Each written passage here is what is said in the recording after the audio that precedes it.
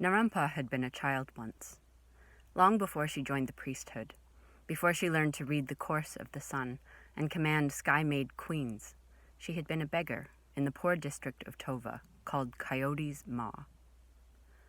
Often, when the streets were quiet before the evening crowd of gamblers, tourists, and pleasure-seekers arrived in the Maw, Narumpa had sat on the westernmost ledge of the top level of the district and peered out over the dizzying distance that separated her home from the wealthier neighborhoods.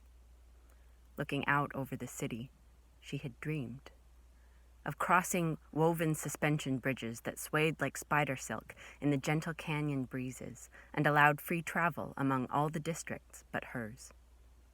Of exploring the wide roads and stately adobe brick homes, some 4 and 5 stories high, not as a servant like her mother, but as someone who belonged there. And brashest of all, of being a scholar in the celestial tower in the district of Otsa. She was only 10 then, her destiny far from decided. She had not yet learned she was poor, and people like her only went to the celestial tower as servants, or that once you were poor, people hated you for it, even when you weren't poor anymore. She remembered a summer night she sat with her family around the cooking coals they shared with their neighbors, talking about how she wished to study the stars. In the sky-made districts, the scions ate on great communal terraces where kitchens produced food for hundreds, but in the Maw, people kindled small dugout fires in the street where they roasted ground cornmeal or buried whole ears of corn in hot ash to bake overnight. At her words, her mother had exchanged a mysterious glance with her father, and he had nodded.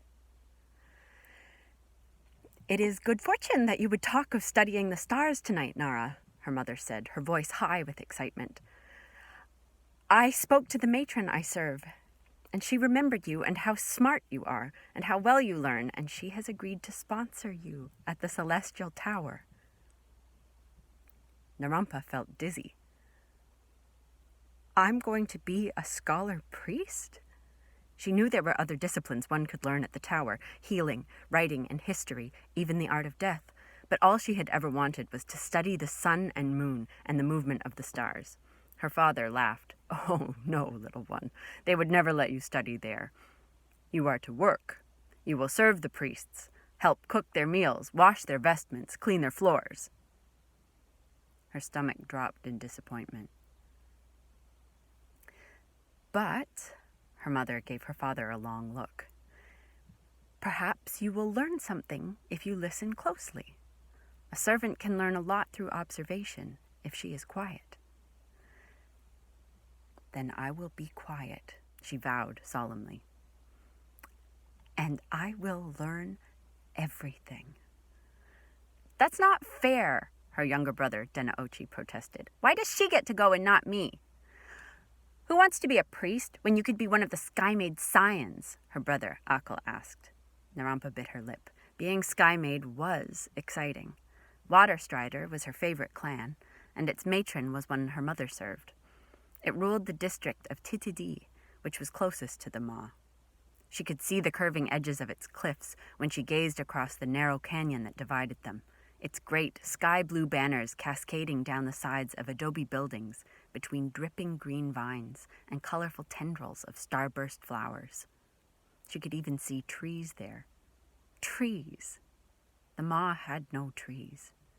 Titidi was a garden of impossible green and growth, with a waterfall that ran right through it like a living beast before tumbling to the river that bisected Tova below. When her mother talked of it, she imagined Titidi was something out of a story, a place she could only hear about, but never touch.